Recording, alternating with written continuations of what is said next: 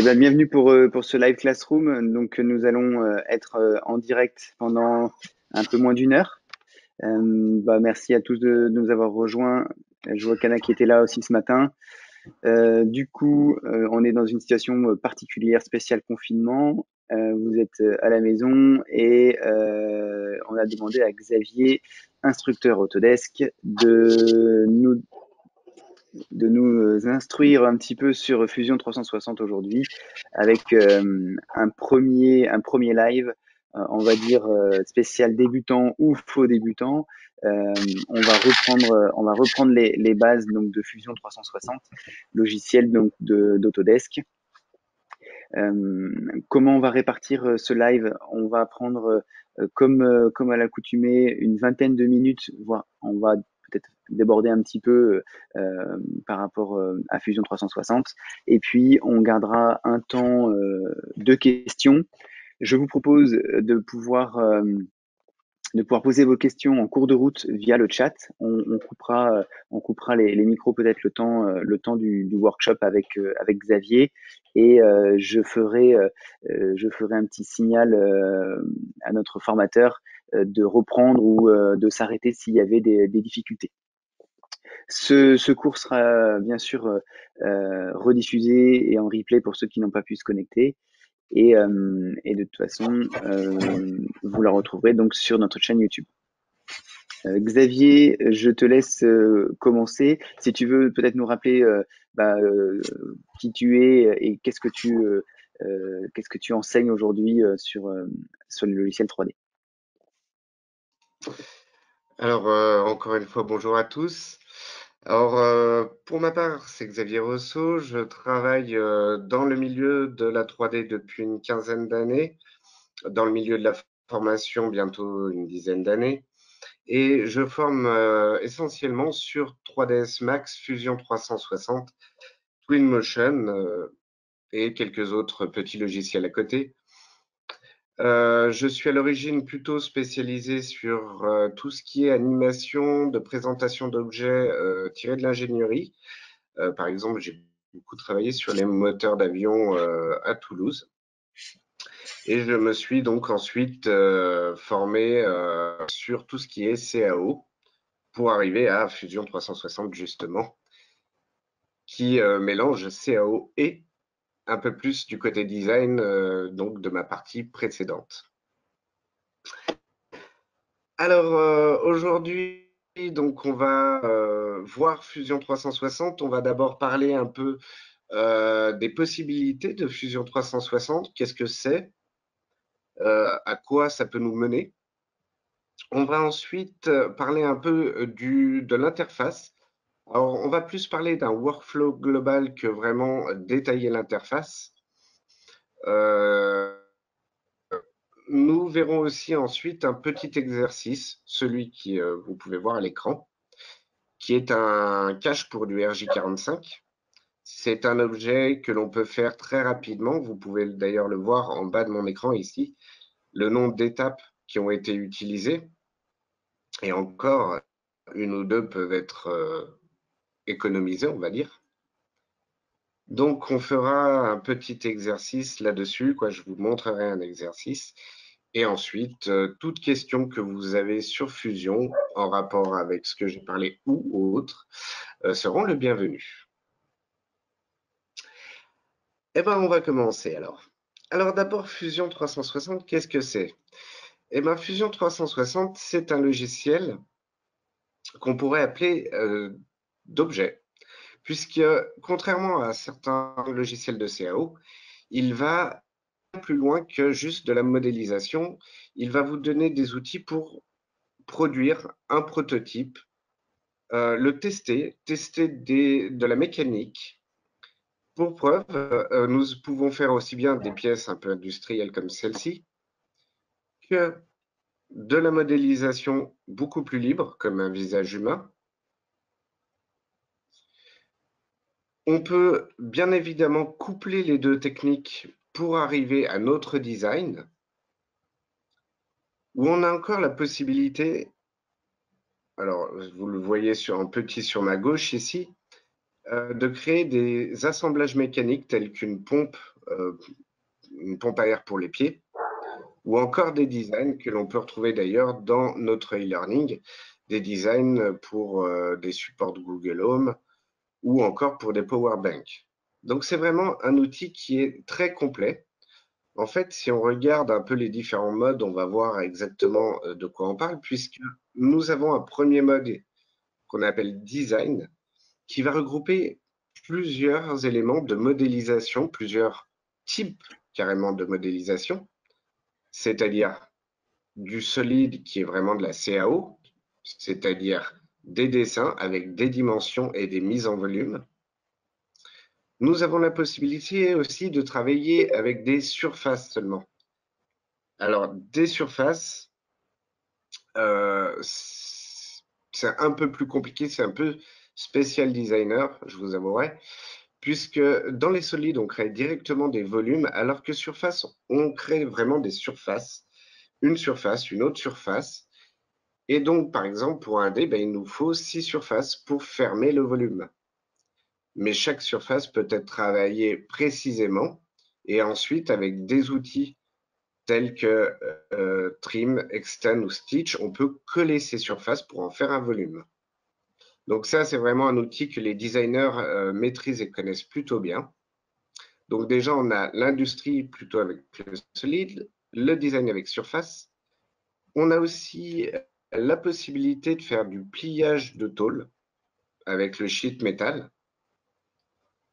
Ou encore, en passant ici sur le petit carré violet, on peut rentrer dans ce qu'on appelle le sculpt, qui permet en fait de faire ce que je vous montrais tout à l'heure, le visage humain par exemple, c'est-à-dire de pouvoir modifier librement des faces, des points ou des arêtes en les orientant, en les grandissant, en faisant une mise à l'échelle ou en déplaçant chaque point comme on le souhaite. Donc là, c'est vraiment quelque chose de très libre avec très peu de dimensions précises.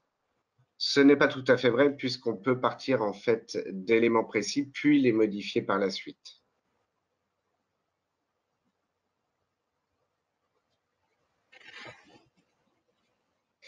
Et déjà, tous ces modes de modélisation, eh ben, on peut les mélanger pour arriver au résultat que l'on souhaite.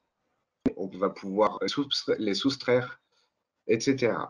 Donc, plusieurs types de modélisation différentes qui nous sont accessibles.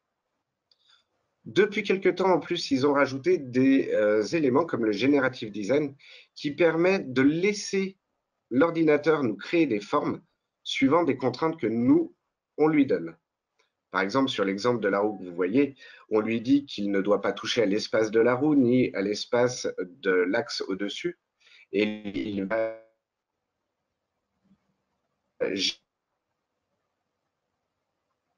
partie bleue à droite.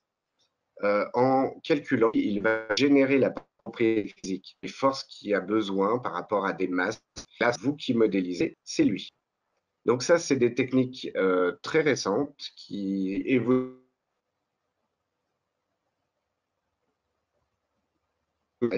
et que Fusion a même rajouté donc, dans son logiciel, sans arrêt. On peut faire des animations de présentation. Je parle bien d'animation de présentation et pas d'animation pure. Ah, alors, si le son coupe un peu, je vais peut-être couper la webcam, ça aidera à mon avis. Hop, je vais désactiver la webcam.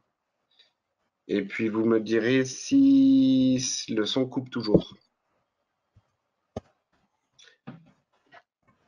Excusez-moi, je vais faire aussi une petite modification, ça va peut-être améliorer le son.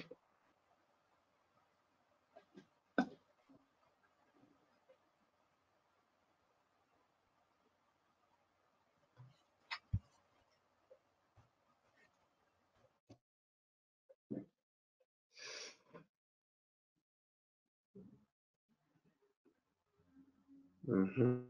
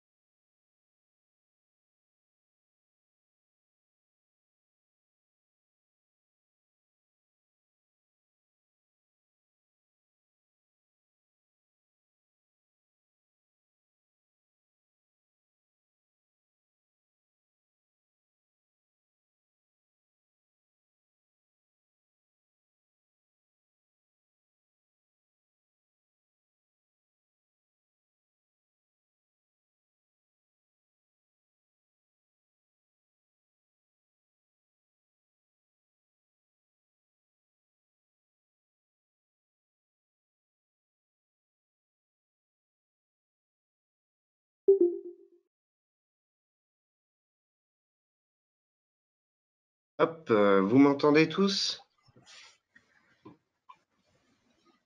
Oui, c'est bon, on t'entend. Ouais, alors ça devrait aller mieux. Excusez-moi, mais les connexions sont un peu difficiles des fois. Alors, ça peut aider de couper vos caméras, surtout chez vous. Ce sera moins le cas chez moi, mais ça devrait améliorer au moins votre connexion arrivée chez vous. Voilà. Et puis vous me redirez si le son est un peu dur. Regardez le chat en visuel. Alors, on reprend. Donc, comme je vous disais, nous avions donc plusieurs parties de modélisation et nous avons des parties de modélisation que l'ordinateur peut générer à votre place, suivant certaines contraintes ou critères que vous lui donnez. Puisque Fusion marchait beaucoup avec les données physiques d'un objet, vous pourrez changer la matière, ça changera la masse, ça changera énormément de réactions. Vous avez la possibilité donc de faire des rendus de très très bonne qualité et assez simplement. Il ne faut pas besoin de s'y connaître abusivement, on va dire. Nous avons de l'animation de présentation. Alors, je parle de présentation parce qu'on ne va pas faire des animations surcomplexes, surtout au niveau des mouvements de caméra, même s'ils l'ont encore amélioré et qu'ils l'améliorent très régulièrement. Les mouvements de caméra peuvent être un peu brouillons si on fait des animations trop complexes. Mais en termes de présentation d'objets, c'est extrêmement pratique puisque l'on peut faire des apparitions, des disparitions, on peut faire des explosions d'un objet, comme vous le voyez sur l'exemple, c'est-à-dire qu'on détache chaque élément et on peut même mettre des indications ou des matériaux suivant les objets. Donc en termes de présentation, c'est très très efficace. On a la possibilité aussi de faire des simulations. Alors je vais essayer de vous montrer pour voir. Hop, est-ce que j'y ai encore accès? Ils ont légèrement changé les simulations, ce qui fait que des vieilles simulations, quoi des vieilles, d'il y a 2 ou 3 semaines, posent quelques problèmes. Voilà. Donc, résultat. Ah, bah non. Ah si, ça y est, il fallait le temps qu'il calcule. Par exemple, ici, vous voyez une simulation qui est de l'optimisation topologique. C'est-à-dire que j'ai fait un système de simulation, j'ai dit que cette partie-là était accrochée à un meuble, en fait, qu'elle était bloquée au niveau du rouge ici, qu'il y avait la connexion entre les deux objets au niveau ici du pivot, et que la force s'appliquait au niveau de la croche de la vis essentiellement. Et donc, on a donné un poids à tout ça et on a simulé, ce qui m'a permis d'avoir comment dire, il nous calcule les forces en présence et après, on peut en déduire toute la matière que l'on peut enlever tout en gardant un maximum d'efficacité des forces. Donc, en gros, j'aurais pu nettoyer la moitié ici du volume et en dessous pour gagner justement de la matière. Pareil au niveau du pivot ici. Donc ça, c'est un type de simulation qu'on appelle optimisation topologique. Mais si je prends l'autre ici, alors il va falloir qu'il réfléchisse 2 secondes à mon avis.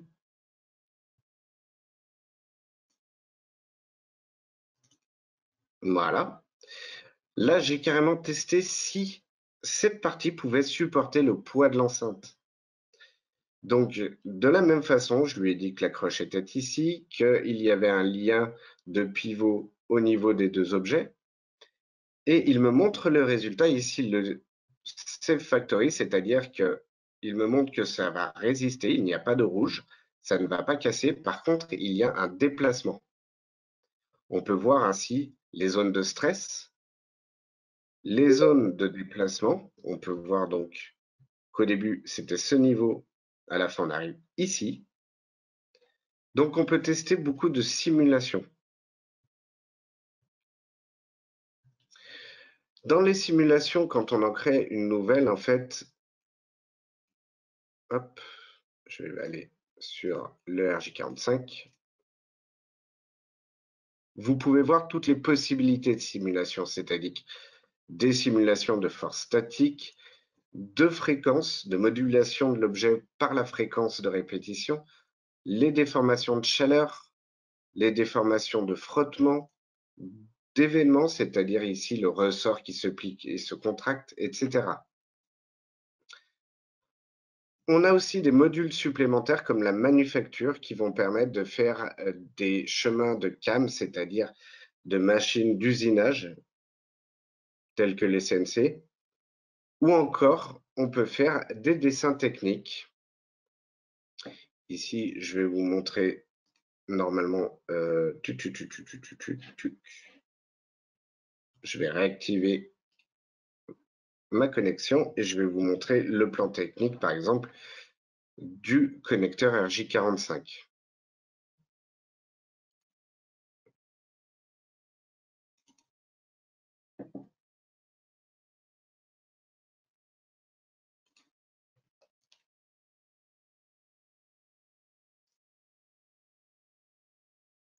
Alors, je vois une question, on peut faire du tranchage avec manufacture. Si tu parles de tranchage pour l'impression 3D, non. Il y a un module complémentaire. En fait, il y avait un module complémentaire qui venait se connecter au au logiciel de tranchage d'Autodesk. Maintenant, en fait, il y a carrément. Oui, c'est un module souvent à télécharger, c'est un autre logiciel. Fusion, en fait, il a plutôt un pont vers les trancheurs, c'est-à-dire que lorsqu'on a besoin, on va sortir l'objet en STL et on va pouvoir lui dire d'aller directement vers Simplify, Cura, de multiples trancheurs, en fait. Il me semble que le trancheur d'Autodesk a été un peu abandonné sur la longueur. Il s'appelait 3D Print. Voilà, tu le fais avec Cura. Alain, moi je le fais par exemple avec Simplify, ça marche très bien, ça l'envoie directement dans Simplify. C'est très pratique. Alors vous voyez ici le plan technique par exemple de la tâche RJ45, du cache RJ45.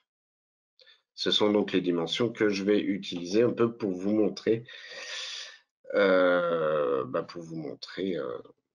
comment fonctionne Fusion. Alors, Fusion, comment il marche? Déjà, il faut savoir que l'on peut avoir plusieurs onglets d'ouvert. Cela peut être très pratique. Vous avez ensuite au niveau de la gauche ici ce qu'on appelle le data panel où vous allez pouvoir retrouver tous vos projets et dans chaque projet une organisation que vous aurez créée avec des dossiers ou des scènes, des fichiers, des designs, suivant comment vous les appelez. Lorsqu'on est dans Fusion, que ce soit un peu toutes les modélisations, elles se font toujours un peu pareil. C'est-à-dire, d'abord, une partie Create, dans lequel on va pouvoir partir, par exemple, d'un sketch, le plus souvent d'ailleurs. On va pouvoir créer un sketch qui va se retrouver sur un plan et dans lequel on pourra faire des formes, par exemple des cercles, des courbes ou encore des lignes droites.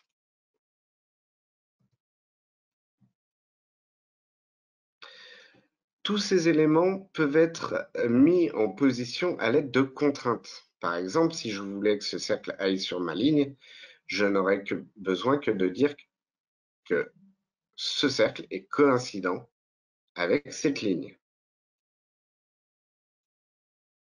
Ah, bien sûr, il faut qu'il me pose un problème. Voilà. J'ai dû rater ma sélection. Donc, on va créer des schémas avec des dimensions que l'on peut préciser, des contraintes, et on va organiser donc nos schémas techniques comme ceci. Ensuite, cela va dépendre du style de modélisation que vous allez utiliser. Par exemple, si je travaille essentiellement en CAO, en solide, nous aurons besoin de ce genre de formes bleues fermées qui sont des profils. Alors qu'avec Surface, je vais pouvoir utiliser directement les lignes, puisque je n'ai pas besoin de forme fermée. Pour rappel, je ne crée pas un volume direct avec Surface, je crée juste une surface et on ferme la surface, le volume avec plusieurs surfaces. Avec le Sculpt, par exemple, nous aurons aussi besoin de ce genre de zones bleues qui sont les profils pour mettre en volume. Donc, très souvent, c'est d'abord un sketch, puis on va aller dans Create et prendre un des outils, Extrude, Revolve, Sweep, Loft, pour mettre un volume. Par exemple, si je voulais ici une barre en demi-sphère, je vais utiliser Extrude et je vais pouvoir mettre de la matière à ma sélection. Pareil, une matière avec dimension précise.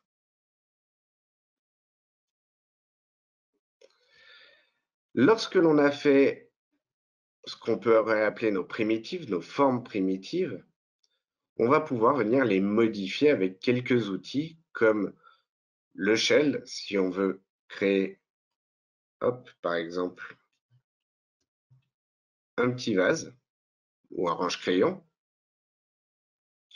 Je pourrais aussi venir mettre des filets pour arrondir les angles, ce qui est très pratique et au niveau du design et au niveau de l'industrialisation. Par exemple, en impression 3D, il vaut mieux avoir des légers arrondis pour qu'en fait la machine, par exemple si vous êtes en FDM, il vaut mieux avoir des filets supérieurs à votre couche pour avoir des angles très jolis. Donc par exemple, si vous imprimez en 0,2, cela peut être bien d'avoir des filets de 0,4, 0,5, si c'est possible, bien sûr, pour que l'arrondi ici se fasse de façon propre. On pourra aussi combiner des formes, on pourra changer leur taille, on pourra même les couper en deux, par exemple, si on veut faire des moules. Lorsque l'on a fait nos volumes, s'il y a plusieurs objets qui vont rentrer en action, on va pouvoir faire des assemblages avec des joints et mettre des joints mécaniques. Par exemple, un pivot, une fonction de glissière, ici comme sur l'exemple sur un cutter, ou encore même une fixation comme une vis, donc vraiment fixée. Nous aurons ensuite des outils d'inspection pour prendre des mesures, pour voir comment hop, les courbes s'appliquent, s'il y a une vraie continuité. Par exemple, ici, on voit qu'il n'y a pas une belle continuité puisque j'ai choisi un type de filet qui ne fait pas une continuité parfaite. Ça dépend tout de l'objet et du design que l'on veut. On pourra aussi voir les accessibilités.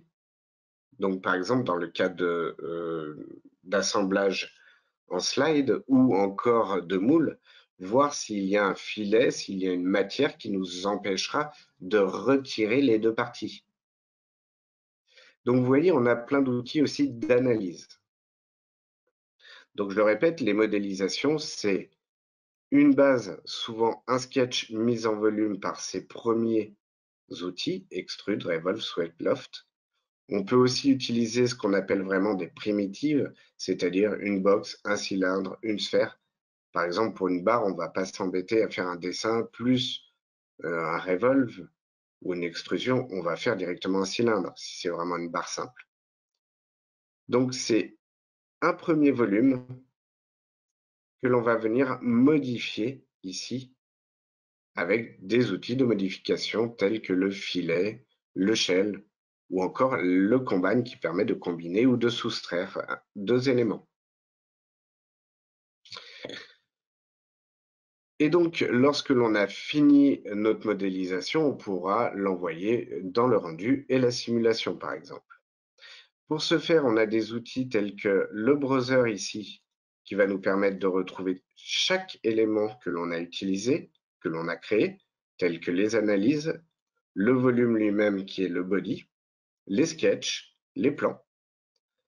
Chose très utile aussi, vous aurez accès à un historique qui vous permet de remonter dans le temps, voire même de modifier des réglages que vous avez déjà faits. Et lorsque vous modifiez un élément, si votre barre ici est au bout, tout va se réadapter en conséquence de votre modification. Si vous faites des modifications trop violentes et qui n'est pas apprécié par le logiciel, vous aurez même des alertes et vous pourrez voir qu'est-ce qui lui déplaît et comment on peut le modifier. Donc pour vous montrer tout ça, je vais rapidement vous montrer un exercice, un petit exemple avec le RJ45. Donc par exemple, pour faire le RJ45, je vais partir donc d'un sketch que je vais faire sur un plan ici au sol. Je vais venir dans Create pour prendre une forme de rectangle. Je vais me baser sur mon centre d'univers, donc je vais prendre le center rectangle. Je clique au milieu et j'agrandis. Ici, je vais pouvoir taper mes valeurs qui vont être de 10 sur, là, on va dire sur l'axe DY. Et avec tabulation, je change et je vais faire 11,6 pour la largeur. À ce moment-là, je peux tout de suite modifier déjà mon dessin en venant rajouter des filets, c'est-à-dire que je vais arrondir mes angles, ce qui m'évitera de devoir le faire ultérieurement. Cet angle, je vais lui donner une valeur, on va dire de 1.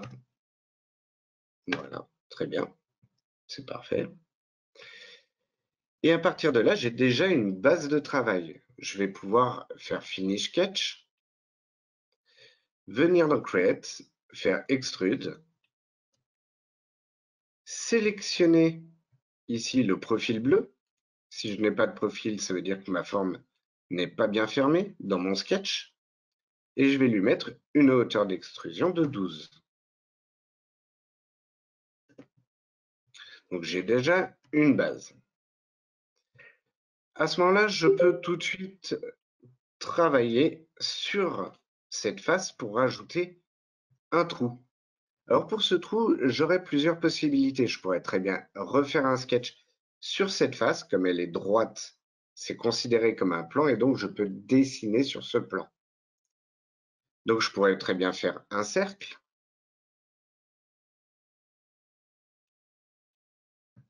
faire Finish Sketch et réutiliser l'outil d'extrusion vers l'intérieur. Et là, vous voyez que c'est rouge, puisqu'en fait, lorsque l'on fait des mises en volume, extrude, revolve, sweep, nous avons des possibilités aussi d'opération.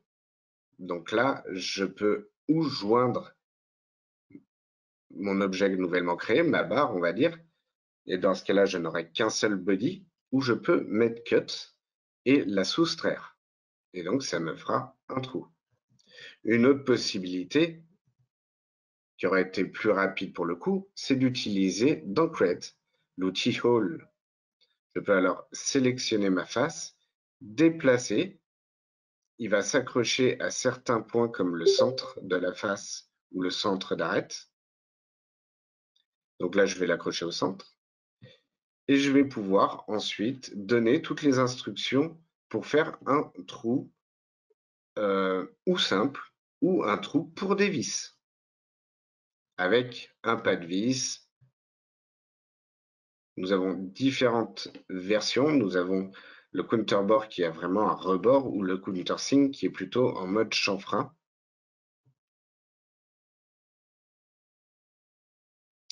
Et je peux ensuite lui donner toutes les indications de taille qui me sont importantes. Je pourrais aussi directement avoir un pas de vis. Attention, si vous utilisez les pas de vis, ce que vous voyez à l'écran ici n'est pas réel. Il faut toujours cocher Model pour qu'il crée réellement le volume. Si vous ne cochez pas Mode et que vous faites une sortie pour de l'industrie ou pour de l'impression 3D, vous n'aurez pas le pas de vis. Donc ici, comme je le disais, je vais faire un trou simple qui va complètement traverser et sans pas de vis. Et je vais lui donner un diamètre de 5. Je vais pouvoir ensuite créer la forme qu'il y a au-dessus en refaisant un sketch. Une fois de plus, j'ai un plan ici puisque ma face est plate et je vais pouvoir venir dessiner la forme qui m'intéresse. Alors, n'hésitez pas à zoomer, à vous déplacer. En 3D, c'est très important. Par exemple, si vous avez fini un objet, tournez autour en perspective pour voir s'il vous convient, surtout lorsque vous travaillez en forme libre. Ici, j'ai donc fait ma forme. Je peux très bien lui donner des dimensions. Par exemple, de cette ligne à ce point, je peux mettre 6,8. Bah, tiens, je me suis trompé de taille. Non, c'était 4,8, excusez-moi. 4,8. Je peux ainsi dimensionner tous les éléments. Donc, je vais lui 1, hop, 2, voilà. Je n'ai pas besoin d'aller plus loin dans les dessins. J'ai des outils de modification qui peuvent m'aider. Par exemple, ici, j'ai le offset qui me permet de sélectionner de la ligne et de lui demander l'espace que je veux entre les deux parois, on va dire, les deux lignes. Je fais OK et j'ai tout de suite l'autre partie. Bien sûr, comme je le disais, il me faut des surfaces fermées pour pouvoir l'extruder. Donc, je vais venir prendre une ligne, m'accrocher à mes points et fermer la forme. Ici, je ne vais pas fermer le milieu, je vais juste faire une grande ligne qui va me servir d'axe. Cet axe, d'ailleurs, je vais lui demander d'être bloqué sur le centre ici, en utilisant, par exemple, la contrainte de coïncidence, ou lorsqu'il était déjà en place, en le fixant, ce qui fait qu'il ne bougera plus. Et je vais utiliser cet axe à l'aide de l'outil ici, miroir. En double-cliquant, ça sélectionne tout de suite le contour de ma ligne si elle est continue. Et je vais prendre en tant que ligne du miroir l'axe nouvellement créé, ce qui me fait qu'il crée le miroir. Et lorsque je fais OK, je peux voir que j'ai bien deux profils que je vais pouvoir ainsi extruder. Donc je fais Finish Sketch, je fais Extrude et je tire. Je tire donc de la hauteur que je souhaite. Je vais mettre ici 8,2. Ensuite, comme je le disais, souvent on rajoute des filets. Et là, ils ont encore en plus amélioré le logiciel puisque l'on n'a plus besoin de faire 15 000 filets. Nous avons un tableau qui peut faire différents filets de différentes tailles. Par exemple, je vais commencer ici par sélectionner la partie du haut et ce plan-là.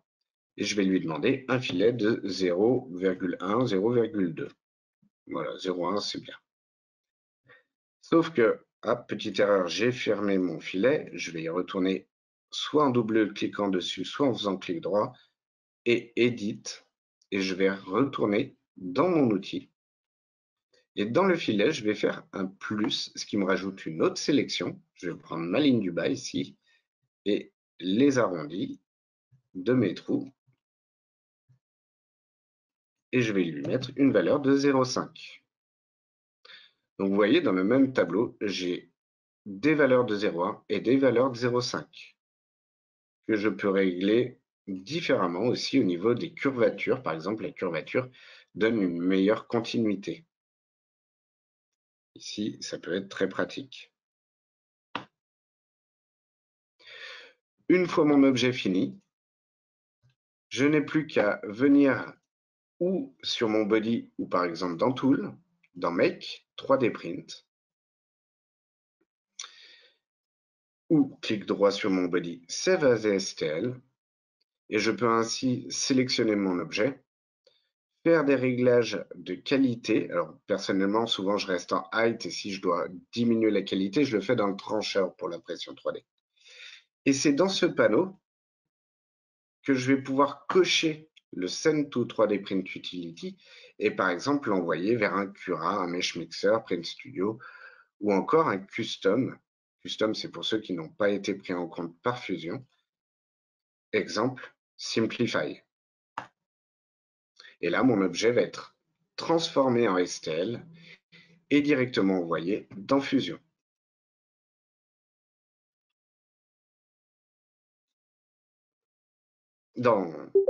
Excusez-moi, dans Simplify. Voilà un peu pour la présentation et l'exemple.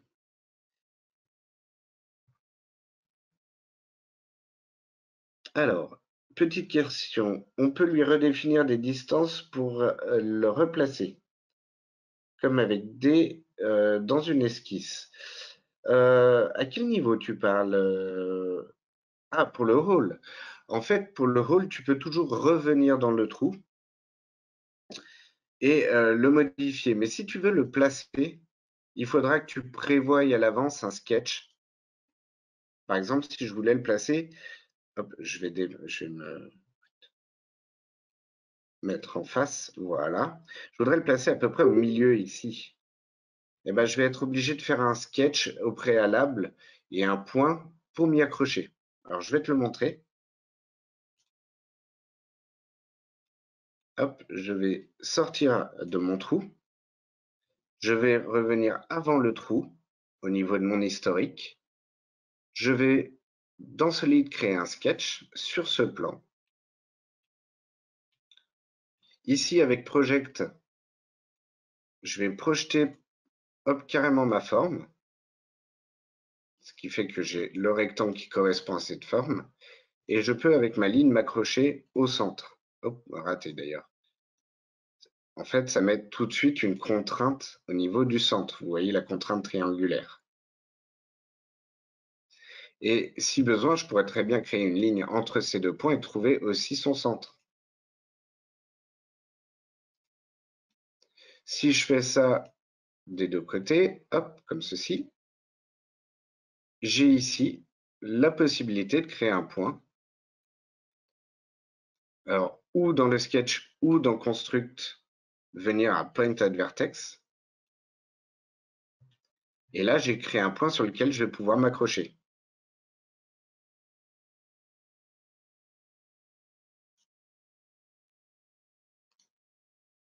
Oui, bien sûr, après, on peut mettre des références directement si on connaît ces codes quand même. Mais avec ça, je peux revenir dans mon trou et hop, lui demander une référence extérieure, c'est-à-dire le placement de ce point. Donc, on peut très bien faire un sketch pour préciser le placement d'un modificateur comme un trou.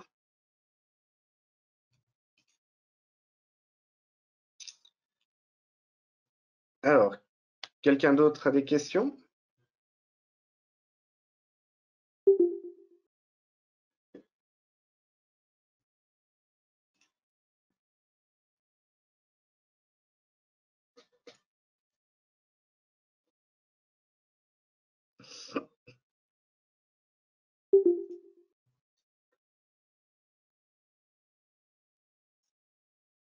Ah, directement dans le trou,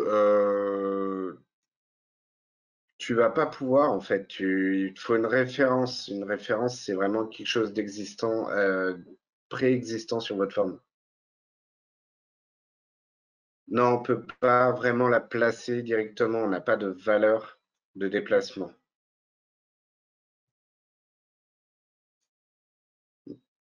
ouais, une bordure peut être une référence.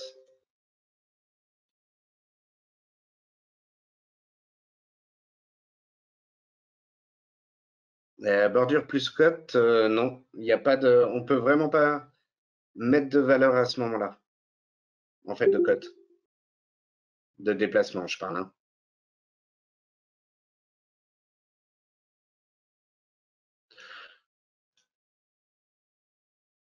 Ah.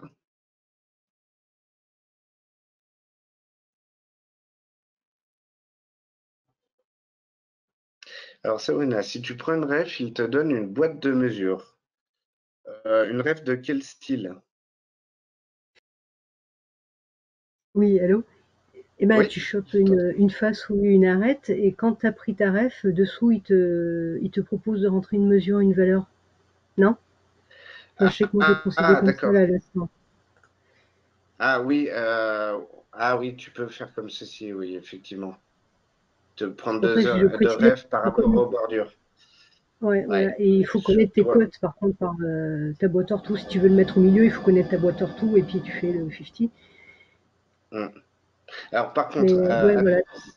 c'est des refs, c'est des bordures. C'est pas des points, par contre. Il a du mal avec les points. Ah, bien que s'ils l'ont amélioré, tiens. Ouais, il avait un peu de mal avec les points avant. Mais sur les bordures, oui, tu peux. Donc, c'est vraiment sélection des refs ici, bordure ou points, et après une Et là, valeur. je sais que sur d'autres logiciels, on peut prendre des axes qu'on avait créés dans un autre sketch, par exemple. Il les prendra là aussi en référence? Je me souviens plus. Ah oui, oui. En fait, Ok. normalement, toute ligne qu'il peut capter, qui est dans le, quand même dans le plan, dans un alignement, parce que ça peut être dans un autre plan, Oui, oui, oui. normalement, il les prend en ref. D'accord. Merci. Attention, ça reste quand même par rapport à votre plan de sketch. Il peut avoir des problèmes avec, si c'est une ligne qui part dans la profondeur, il peut avoir du mal avec la 3D.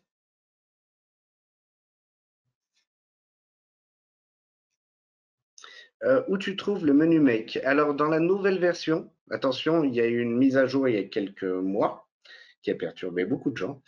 Le menu Make, il se trouve dans Tools. Donc, il est dans Design. Là, vous avez Solid Surface, Sheet Metal et Tools. Et vous avez Make. En fait, dans la partie Make, si vous allez avoir la possibilité d'avoir un peu des add-ons, des parties extérieures, par exemple. Là, vous avez du script, vous avez la possibilité d'avoir un store où il y a des plugins créés par d'autres personnes. Par exemple, là, moi, j'ai téléchargé le 3MF qui me permet de sortir un format 3MF de fusion en vue d'une impression 3D.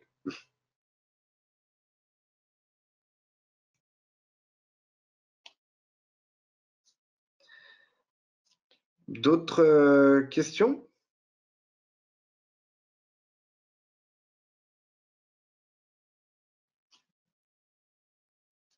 Pas de questions? Bon, Alors, tout pas à de... l'heure, il y avait une question sur les crédits cloud. Ah, je Alors, l'ai pas vu.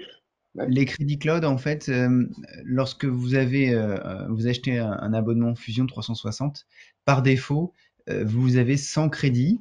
Ce sont des crédits qui sont à votre disposition pour les différentes applications qui demandent des crédits. Donc, ça peut être du rendu, ça peut être des calculs de simulation, de design génératif. Alors, pour le coup, Autodesk, selon l'opération que vous faites, vos crédits vont être plus ou moins vite dépensés. Alors, ce que je peux vous proposer pour ceux qui avaient des questions par rapport à ça, je vais vous glisser un lien tout de suite où on retrouve le tableau des coûts en crédit en fonction des opérations qu'on a à faire.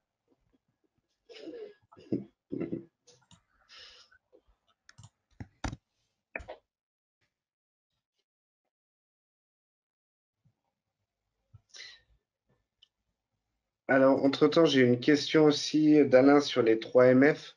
Le 3MF, non, il n'est pas forcément plus précis que le STL.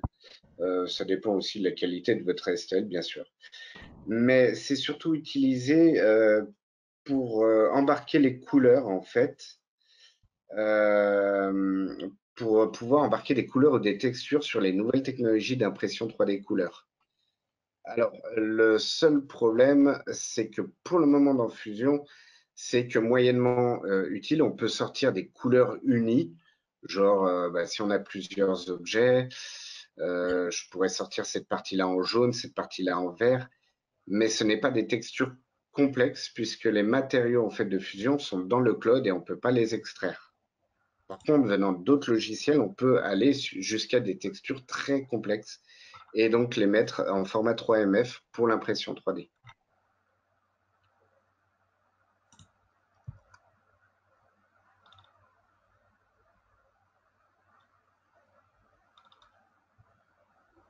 Oui, Hervé, oui, oui.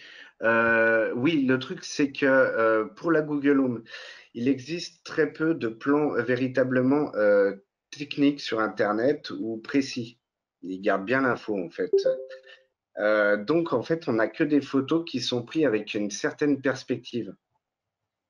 Alors, attends, je vais essayer de te montrer ça. Pop, pop, pop, pop, pop, pop, pop, hop.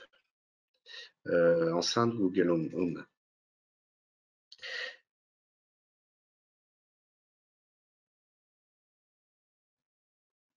Oui, le 3MF, oui, c'est utilisable pour le multicouleur. Couleur et texture. Alors, je vais revenir dans mon Home Mini.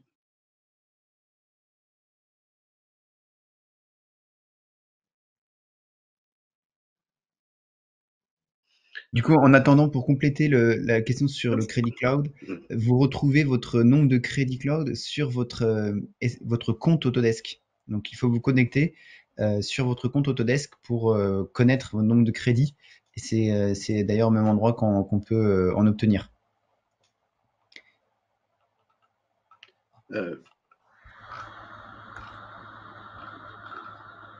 Oui, c'est le remplaçant du STL, ouais, on peut dire ça. Il y a une autre question. Si on a un abonnement à la collection industrie, a-t-on accès à la nouvelle formation Fusion?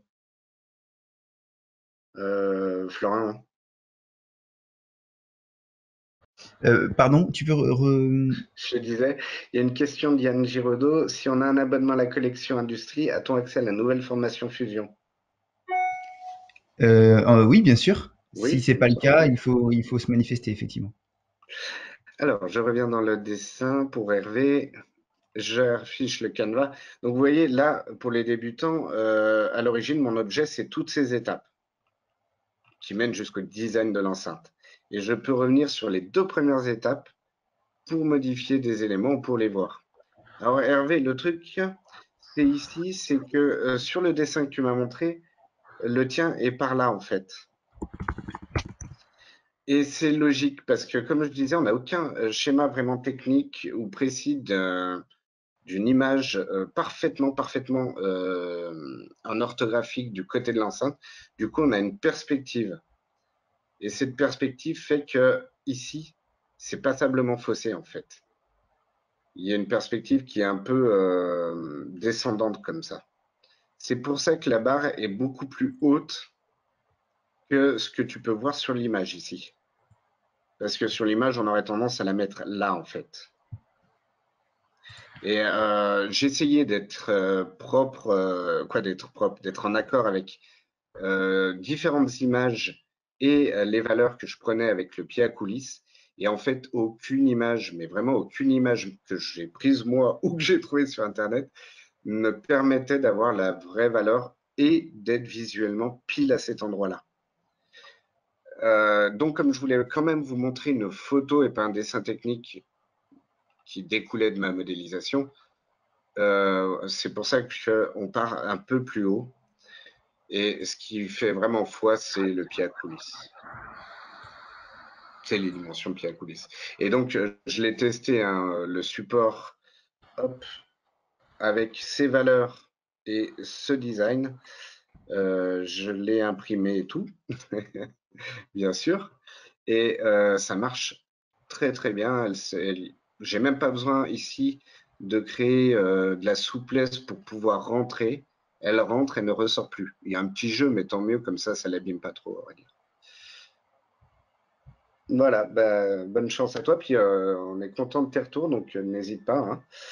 Effectivement, il y a eu des couacs au début, mais c'est normal. On est vraiment en train de le créer et on crée plusieurs modules en même temps, en fait.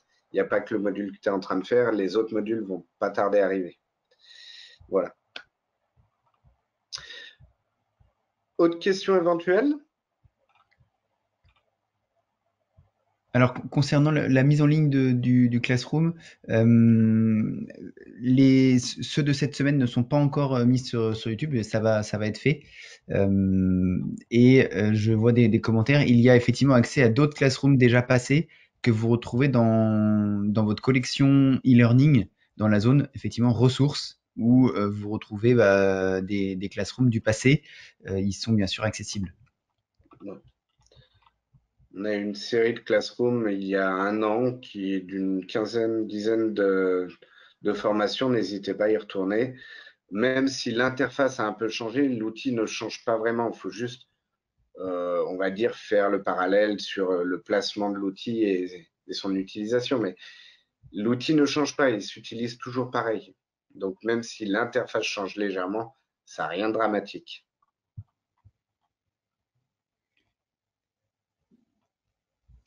Eh bien, écoutez, s'il n'y a pas d'autres questions,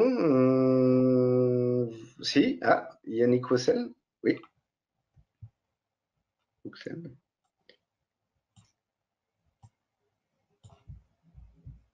Allô? Allô? Oui. Oui, je vais parler, ce sera plus simple. J'ai un petit souci avec mon ordi qui commence à se faire vieux, qui a une carte graphique qui rame avec Fusion 360. Avec AutoCAD et Inventor, ça fonctionne encore pas trop mal, mais alors Fusion, je sais pas pourquoi. Il veut pas. Vous avez un conseil pour un truc minimum, pas trop cher? Alors, peut-être pas le lieu pour en parler, je sais pas. Si, c'est toujours le lieu puisque c'est une question qui nous revient régulièrement, hein. Alors, déjà, je dois avouer être un peu surpris que ça marche sur SolidWorks et je sais plus qui t'a dit Inventor, d'autre. je sais pas ce que Inventor, c'est Inventor. encore Inventor, ouais. Inventor, ça marche bien, mais sur Fusion, un peu plus lourd, c'est bizarre. Ah, Alors, c'est pas non plus une machine de compète sur Inventor, mais j'ai l'impression qu'il rame moins que sur Fusion, quoi, le peu que j'ai fait. Alors, je disais que c'est un peu bizarre dans le sens où Fusion a été fait quand même pour des petites machines. Je sais que je vais me faire taper sur le doigt par certains, mais ça marche même sur Mac, comme je le dis souvent. Alors, sur des petits Mac, précision.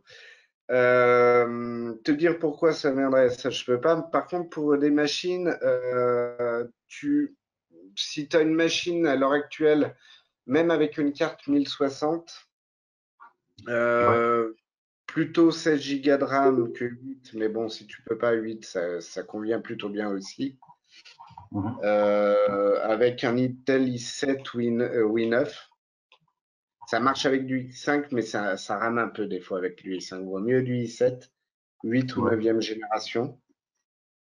Par exemple, si tu prends, alors dans l'idéal à l'heure actuelle, si tu vises une 2060 avec une 2060 avec du 8, 16 Go de RAM et un processeur qui date de dernière génération, les 9e, je crois, c'est i7 de 9e génération, tu vas t'en sortir tu dois pouvoir trouver autour de 1003-1004. D'accord. Variable, parce qu'en fait, si tu n'as pas besoin d'un grand écran, tu vas même en trouver des moins chers. Ouais, j'ai pas besoin, moi j'ai un deuxième écran dispo. Voilà. Après, je t'avouerai qu'à partir d'une 1060 avec 8 Go et un i7, ça marche déjà. Mais bon, ça peut être un peu plus haut. Par exemple, les 1060, c'est les anciennes générations de cartes graphiques. Il vaut peut-être mieux partir vers la 2060 qui n'est pas beaucoup plus chère. Ouais, d'accord. Ok, super. Ouais, c'est un PC un peu complet, ouais. Parfait, merci beaucoup. Ça fonctionne parfaitement du Mac. Oui, effectivement, ça fonctionne. Ouais, et je voulais juste rajouter que oui, effectivement, ça fonctionne sur Mac. Oui. Juste question subsidiaire, parce que comme j'ai pas eu le retour d'hier, j'ai commencé la formation sur l'ancien système, donc Oui. formation Fusion 360. Donc, si j'ai tout compris, on abandonne ce module-là et on prend le projet de la Google Home pour l'instant. Alors, tu peux partir sur la Google Home. Le Google Home, on vient de le sortir. Si vous avez d'ailleurs des retours d'une erreur ou d'un manque, n'hésitez pas. Normalement, on a dû régler les premiers problèmes. Oui, du coup, Par pour contre, répondre à ta question, oui, on a effectivement interrompu l'utilisation de l'ancien module vous euh, l'avez interrompu. du fait effectivement des nombreux retours sur des changements d'interface. Donc voilà, il est recommandé de reprendre l'apprentissage sur ce module-là. Il s'agit effectivement, pour ceux qui n'ont pas suivi le lancement de ce module, d'un premier module d'une série. Donc il y aura d'autres modules qui vont suivre dans le but de vous préparer à l'ensemble des compétences de la roadmap Autodesk visant la certification. Donc D'accord. voilà, là c'est vraiment le premier pas et sont en préparation et avec une sortie dans les prochaines semaines des autres modules. D'accord, ok, super. C'est tout ce que je voulais savoir. Une D'accord. bonne confirmation, donc. Merci. Du coup, Oui, on va mettre fin, on va mettre fin à la session. Avant de terminer, je vous propose effectivement de vous rappeler donc ce qui va se passer dans les prochains jours. merci. Ah, Oui. Alors, oui. du coup, demain, on se retrouve pour de nouveaux classrooms. On aura donc une intervention le matin sur la technologie FDM à 9h30 pour voir comment s'équiper, comment choisir son équipement avec les différents critères de sélection. Et l'après-midi, on aura aussi une intervention donc, de Formlabs pour parler de la technologie résine. Et on enchaînera du coup jeudi et vendredi avec encore d'autres classrooms pour parler impression 3D, pour parler hygiène et sécurité dans le secteur de la fabrication additive. On parlera tranchage avec Simplify 3D et on aura un retour d'expérience sur le secteur de l'automobile et de l'impression 3D. Donc, je vous invite pour les membres de la collection, à surveiller les messages et notifications. Et puis, pour les autres, on partagera du coup l'ensemble des événements live sur le site donc de Eventbrite pour ceux qui se sont inscrits, qui connaissent. Donc, je vous rappelle le lien. Je vous rappelle le lien tout de suite dans le chat. Ok. Bon, moi, je suis tout nouveau, là, je viens juste de commencer, en fait. C'est mon premier live. Euh, Par rapport à toutes les infos que tu viens de donner,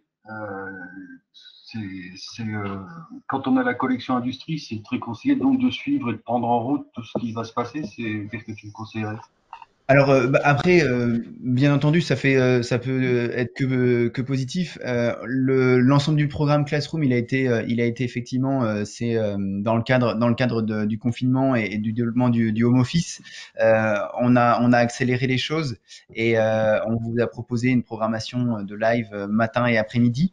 Après, c'est à vous de voir effectivement si les sujets vous intéressent Ouais. et je vous invite aussi à le partager autour de vous. Mais oui, bien entendu, ça peut être qu'une bonne chose.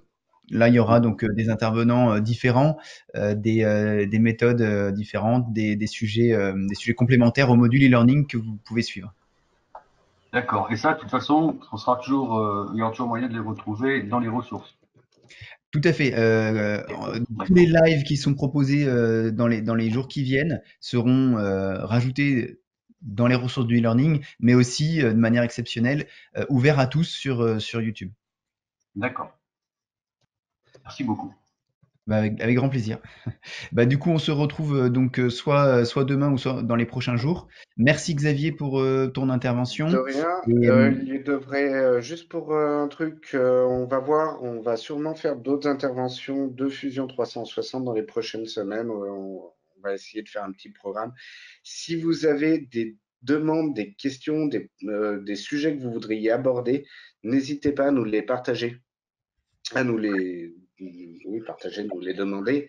On pourra très bien faire un programme sur vos éventuels problèmes ou questions. Voilà.